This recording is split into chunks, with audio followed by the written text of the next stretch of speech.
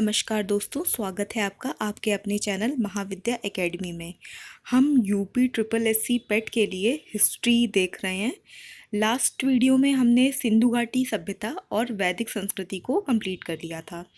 आज के वीडियो में हम बौद्ध धर्म और जैन धर्म को कंप्लीट करेंगे। तो स्टार्ट करते हैं। बौद्ध धर्म में मतलब मेन जो उसका फोकस है वो गौतम बुद्ध पर है, उनकी जीवनी और उनकी शिक्षाओं पर, और आगे उनके कौन से अनुयायी रहे, क्या संगीतियाँ रहीं। मेन जो यूपी ट्रिपल एससी का फोकस रहता है इन्हीं एरियाज पे रहता है। तो आपका फर्स्ट पॉइंट है, गौतम बुद्ध का जन्म कपिलवस्तु के निकट लुम्बिनी में 563 ईस्वी पूर्व हुआ था। बुद्ध के पिता शुद्धोधन शाक के गढ़ के प्रधान थे तथा इनकी माता का नाम था माया देवी, जो कोली गणराज्य यानी कि कोली वंश की कन्या थी। ये क्वेश्चन पूछ लिया जाता है कि जो गौतम बुद्ध के पिता थे शुद्धोधन, वो किस वंश से थे। तो वो शाक्य वंश से थे और जो उनकी माता हैं वो कोली वंश से थी। गौतम बुद्ध बचपन में सिद्धार्थ के नाम से जाने जाते थे। 29 वर्ष की अवस्था में उन्होंने गृह त्याग दिया, जिसे बौद्ध ग्रंथ में महाभिनिष्क्रमण की संज्ञा दी जाती है। आपसे क्वेश्चन पूछा जाता है कि जब गौतम बुद्ध ने जब गृह त्याग दिया, जब घर छोड़ दिया, तो उस घटना को क्या कहते हैं। तो उस घटना को क्या कहते हैं? महाभिनिष्क्रमण। मौर्य वंशीय शासक अशोक के रुम्मनदेही अभिलेख से सूचना मिलती है कि शाक्य मुनि बुद्ध का जन्म लुम्बिनी में हुआ था। महात्मा बुद्ध ने अपना पहला उपदेश सारनाथ में दिया था और इस प्रथम उपदेश को धर्म चक्र प्रवर्तन कहा जाता है। आप बहुत बार क्वेश्चन पूछा जाता है कि बुद्ध ने अपना पहला उपदेश कहाँ दिया था, तो वो दिया था सारनाथ में। और इस घटना को क्या कहा जाता है, यानी कि बुद्ध ने जो अपना पहला उपदेश दिया था, इस घटना को क्या कहा जाता है? धर्म चक्र प्रवर्तन। नेक्स्ट आते हैं। महात्मा बुद्ध ने मल गणराज्य की राजधानी कुशीनारा में 483 ईस्वी में 80 वर्ष की अवस्था में शरीर त्याग दिया। बौद्ध ग्रंथों में इसे महापरिनिर्वाण कहा जाता है। महात्मा बुद्ध ने जब इनकी मृत्यु हुई, मृत्यु कहना सही नहीं होगा, जब इन्होंने अपना शरीर त्याग दिया, उस घटना को क्या कहते हैं? महापरिनिर्वाण। 2-3 चीज़ें याद रखिएगा। इनके उपदेश देने को क्या कहा गया, इनके गृह त्याग को क्या कहा गया, इनके शरीर त्याग को क्या कहा गया। 6 वर्षों की कठिन साधना के पश्चात 35 वर्ष की अवस्था में वैशाख पूर्णिमा की रात्रि को एक पीपल के वृक्ष के नीचे गौतम बुद्ध को ज्ञान प्राप्त हुआ। ज्ञान प्राप्ति के बाद यह बुद्ध कहलाए। बुद्ध के सबसे अधिक शिष्य कौशल राज्य में हुए। तो ये आपसे पूछा जा सकता है कि बुद्ध के सबसे अधिक शिष्य किस राज्य में हुए थे, तो वो हुए थे कौशल राज्य में। महात्मा बुद्ध वत्सराज उदयन के शासन काल में कौशाम्बी आए थे। प्रथम बौद्ध संगीति, देखिए 4 बौद्ध संगीति हुई थी, चारों ही आपके लिए बहुत इंपॉर्टेंट है। घुमा फिराकर इन चारों से लगभग यूपी ट्रिपल एससी के हर एग्जाम में 1 या 2 क्वेश्चन पूछ लिए जाते हैं। प्रथम बौद्ध संगीति बुद्ध की मृत्यु के तत्काल बाद राजगृह की सप्तपर्णी गुफा में हुई थी। अजातशत्रु महात्मा बुद्ध के समकालीन शासक थे। तो महात्मा बुद्ध के जो समकालीन शासक थे वो कौन थे? अजातशत्रु। प्रथम बौद्ध संगीति की अध्यक्षता महाकश्यप ने की थी। द्वितीय बौद्ध संगीति का आयोजन कालाशोक, जो कि शिशुनाग वंश से था, उसने द्वितीय जो बौद्ध संगीति थी उसका आयोजन कालाशोक के शासनकाल में बुद्ध की मृत्यु के 100 वर्ष के बाद वैशाली में किया गया था। तृतीय बौद्ध संगीति मौर्य शासक अशोक के शासनकाल में पाटलिपुत्र में हुई थी। मोगलीपुत्र तिस तृतीय बौद्ध संगीति के अध्यक्ष थे। प्रथम बौद्ध संगीति का अध्यक्ष कौन था?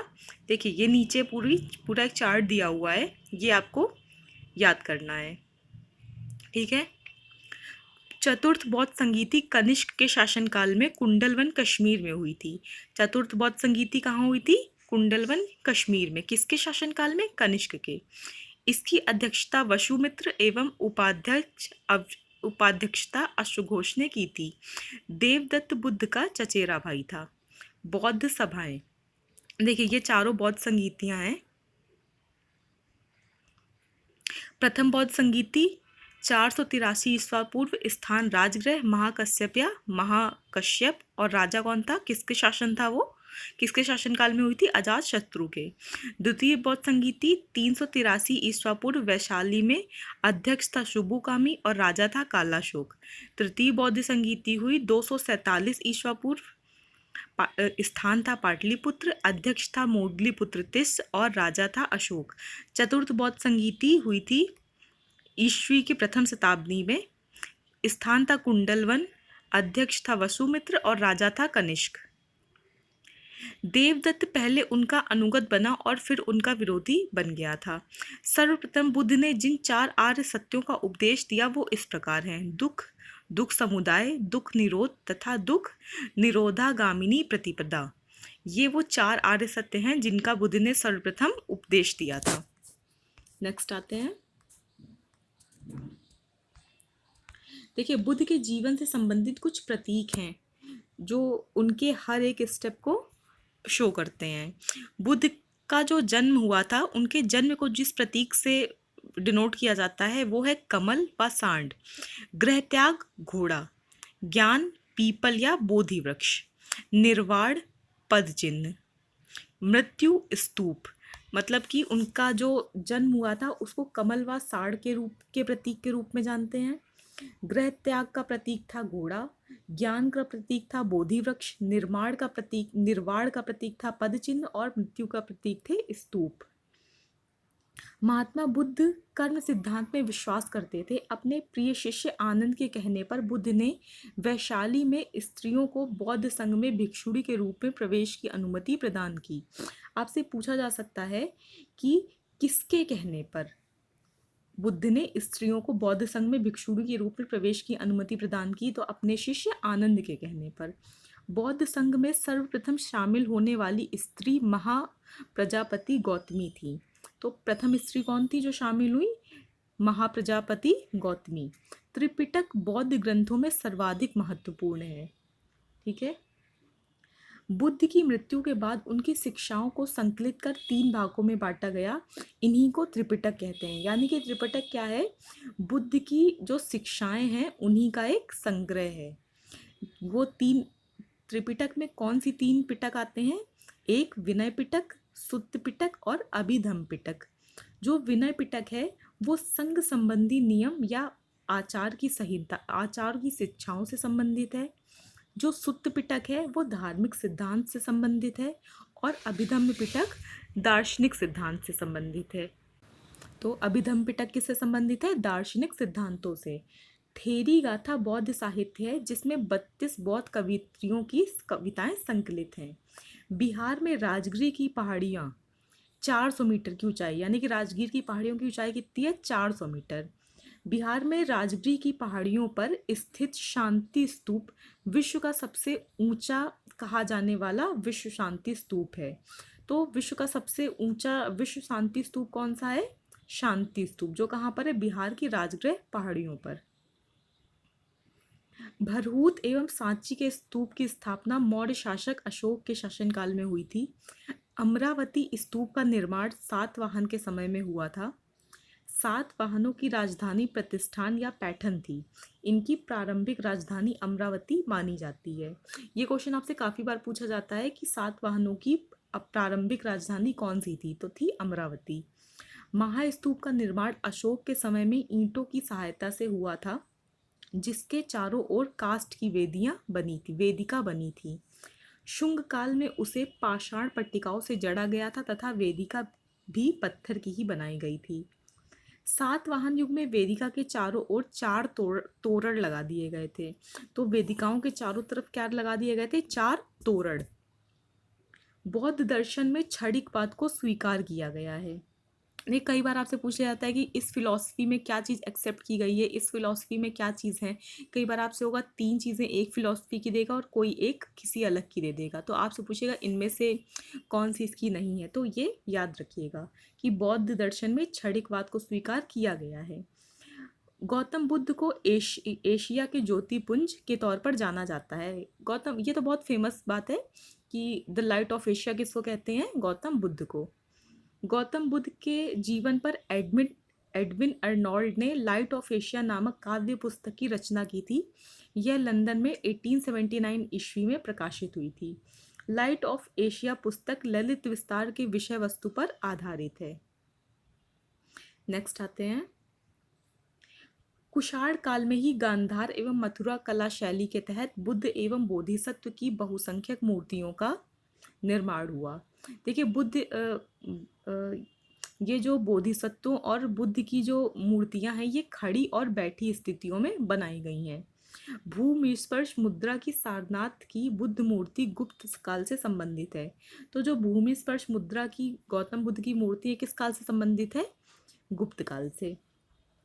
बौद्ध ग्रंथ अंगुत्तर निकाय में वर्णित 16 महाजनपदों में से मल्ल एक महाजनपद था। 16 महाजनपदों के बारे में शायद आप सभी को पता होगा।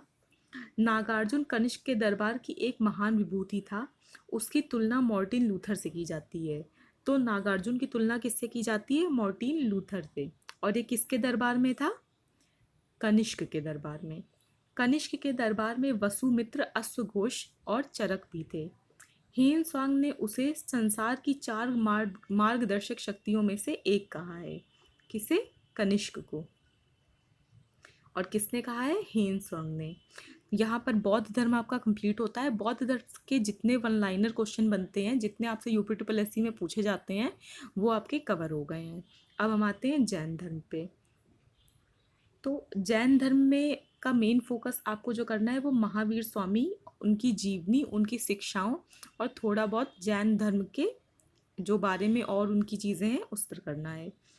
जैन धर्म के मूल संस्थापक या प्रवर्तक प्रथम तीर्थंकर ऋषभदेव या आदिनाथ माने जाते हैं। सेकंड पॉइंट है, पार्श्वनाथ जैन धर्म के 23वें तीर्थंकर थे, जिनका जन्म वाराणसी में महावीर स्वामी से 250 वर्ष पहले 850 ईस्वी पूर्व में हुआ था। महावीर स्वामी का जन्म कुंडग्राम या कुंडलपुर में वैशाली के निकट, ये कुंडग्राम या कुंडलपुर कहाँ है? वैशाली के निकट है। तो इनका जन्म कहाँ हुआ था? कुंडग्राम या कुंडलपुर में लगभग 599 ईस्वी पूर्व हुआ था। किसका जन्म? महावीर स्वामी का जन्म। महावीर की माता त्रिशिला। देखिए कई बार पूछते हैं कि महावीर स्वामी की माता का क्या नाम था, तो इनकी माता का नाम था त्रिशिला। ठीक है, तो इनकी माता त्रिशिला वैशाली के लिच्छवी गणराज्य के प्रमुख चेटक की बहन थी तथा पिता सिद्धार्थ ज्ञातक क्षत्रियों के संघ के प्रधान थे। उनके बड़े भाई नंदीवर्धन थे। भगवान महावीर की पत्नी का नाम यशोदा था। उनसे प्रियदर्शना नामक एक पुत्री उत्पन्न हुई थी।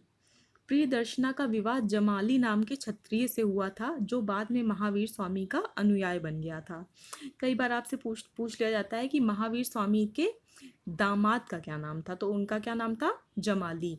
और उनके दामाद ही उनके प्रथम अनुयायी थे। जमाली उनका प्रथम शिष्य था। देखिए यहाँ पर आपको प्रमुख जैन तीर्थंकर और उनको किस चिन्ह के माध्यम से प्रदर्शित किया जाता है ये बताया गया है।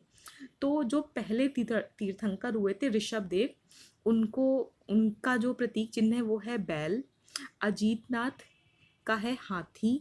अरिष्टनेमी का है शंख। पार्श्वनाथ का है सर्प और महावीर स्वामी का है सिंह यानी कि शेर। नेक्स्ट पॉइंट पे आते हैं। प्रभासगिरी उत्तर प्रदेश के कौशाम्बी में स्थित जैन तीर्थ स्थल है। कौशाम्बी का प्रभासगिरी स्थल 6वें जैन तीर्थंकर पदम प्रभु से संबंधित है। तो जो प्रकाशगिरी स्थल है ये किससे संबंधित है? पदम प्रभु से।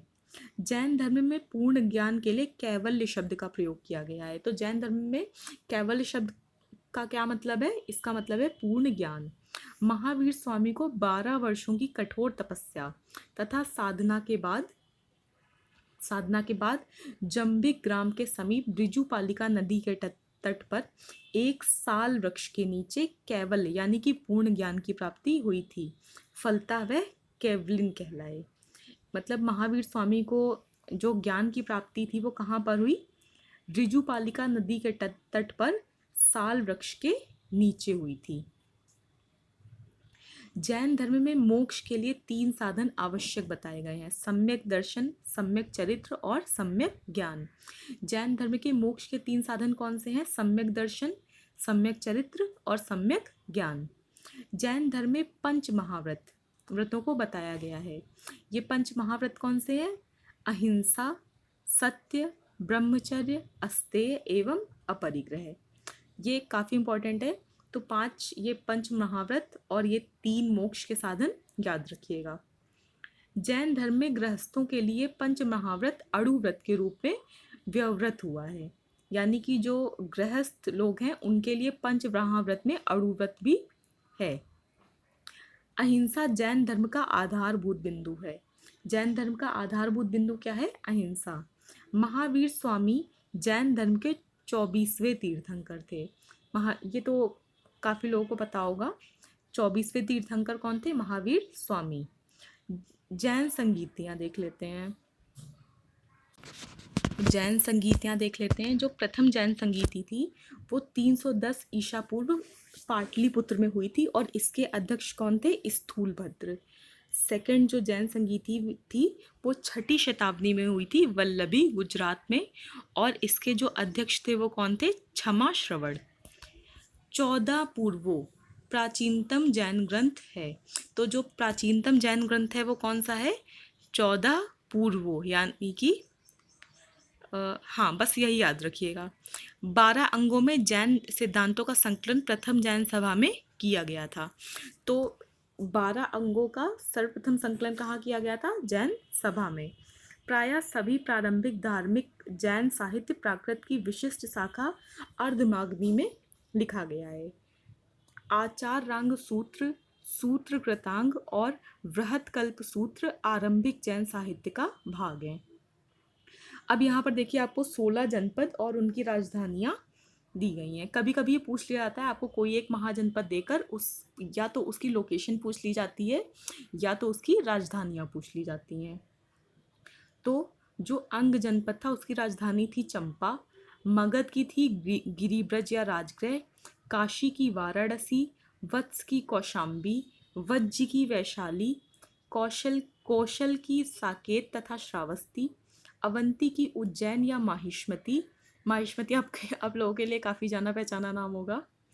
मल्ल, कुशीनगर और पावा, पांचाल, अहिच्छन या काम्पिल्य, चेदी, सोत्थिवती, कुरु, इंद्रप्रस्थ, मृतस्य की विराटनगर, कंबोज की हाटक या राजापुर, शूरसेन की मथुरा, अश्मन की पोटिल या पोतन, गांधार की तक्षशिला।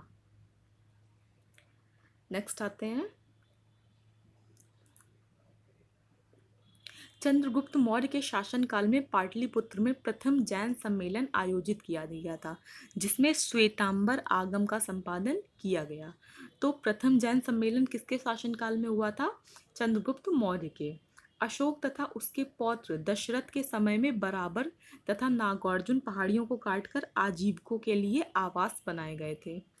अशोक के समय बराबर पहाड़ियों की गुफाओं में सुदामा की गुफा और कर्ण चौपड़ नामक गुफा सर्वप्रसिद्ध हैं।